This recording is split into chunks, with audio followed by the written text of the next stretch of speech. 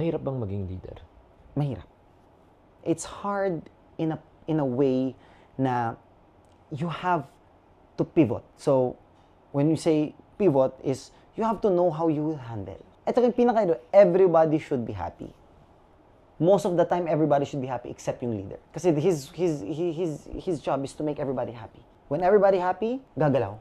Ako, maglugmok na ako, masaktan na ako, sakit na, hindi na ako makatulog dahil sa iniisip ko, tama ba yung ginawa ko or anything, wala na ako doon.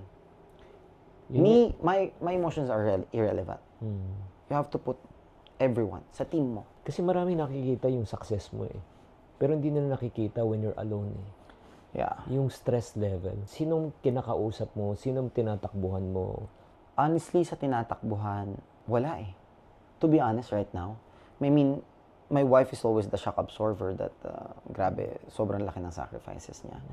I so love her for that. Pero for me to go to someone talaga, to talk everything, that I could be open about everything, ngayon wala eh. I can't do that. The point that I do that is I expose everything and why I'm doing things. It wouldn't work na. Ganon. Prayers eh. Once na ako, magdasal ka lang, may mga konting dasal sa amin na pag sinabi mo yun, it alleviate the pressure, di ba? Yeah. Parang may God lift all the burdens and reward me more because of the burdens that I'm carrying for other people and for me, myself, my family. Yeah. So, but I'm happy. Yeah.